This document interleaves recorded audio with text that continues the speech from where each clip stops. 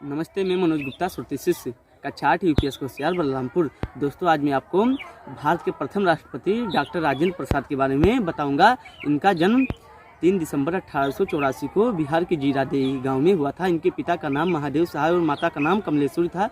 ये आप बचपन से ही कठिन परिश्रम करते थे और पढ़ने में हर क्लास में अव्वल आते थे।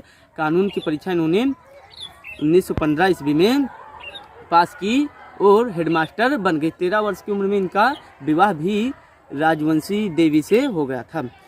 फिर 1915 में इन्होंने कानून की पढ़ाई अव्वल प्रथम स्थान में प्राप्त की और हेडमास्टर बन गए। फिर ये हेडमास्टर छोड़कर वकील बन गए। जब ये वकील बने तो क्या हुआ कि जब किसी का केस लड़ते थे तो जो पैसा मिलता था उसको ज़्यादातर गरीबों में ही बांट दिया करते थे। उस समय एक बंगाल में स्वदेशी आंदोलन चल रहा था तो इसमें भाग ले लिए और वकालत इन्होंने छोड़ दी और क्या समाज सेवा में यानी देश सेवा में जुट गए।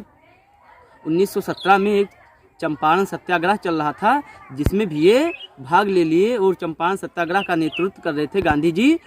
यहीं पर इनकी गांधी जी से मुलाकात भी हुई। गांधी जी इनको बहुत ज़्यादा मानने लगे।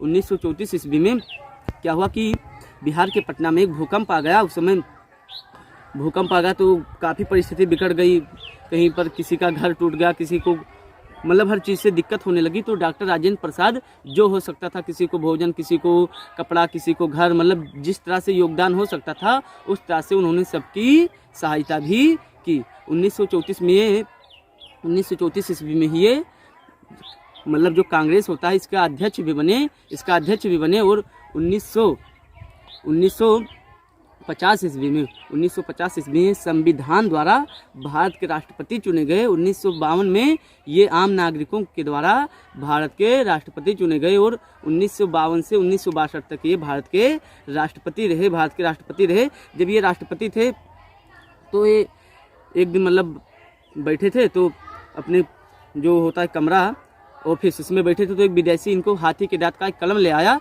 तो वो उसको बड़ा संभाल कर रखने लगे। तो एक दिन उनके एक नौकर जो इसका नाम तुलसी था वहाँ पर आया तो उसके हाथ से वो उठाया कलम, देखने लगा तो हाथ से छूट गई और वह गिर गई, जिससे डॉक्टर राजेंद्र प्रसाद उस जो तुलसी था उस पर बहुत ज़्यादा गुस्सा हो गए और उसे नौकरी से निकाल दिया। लेकिन जब शाम को घर पर पहुँचे तो बड़ा अफसोस हुआ और उन्होंने सोचा शायद मैंने उस तुलसी के साथ अन्याय किया। सुबह जाकर उन्होंने तुलसी से हाथ जोड़ लिया। तुलसी के आगे तुलसी अचंभे रह गए, कितना बड़े राष्ट्रपति और मेरे सामने हाथ जोड़ रहे हैं।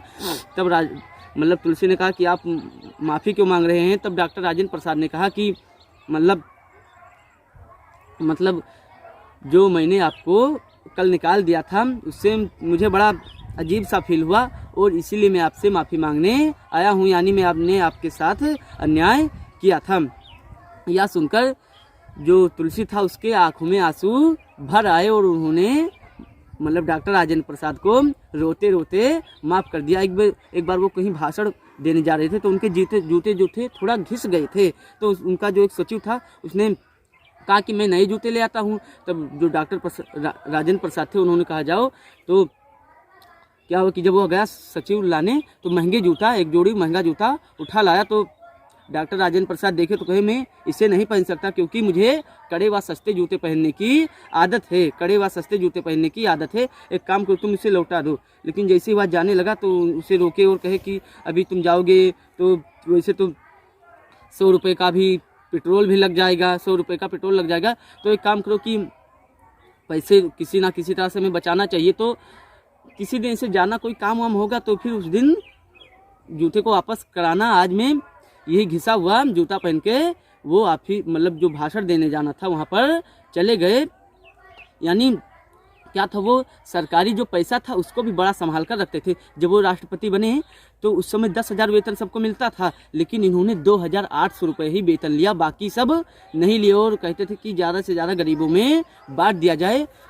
1962 में इनको भारत के सबसे महान पुरस्कार यानी भारत रत्न से सम्मानित किया गया और 28 फरवरी 1963 को बिहार के पटना में ही इनका निधन हो गया। धन्यवाद।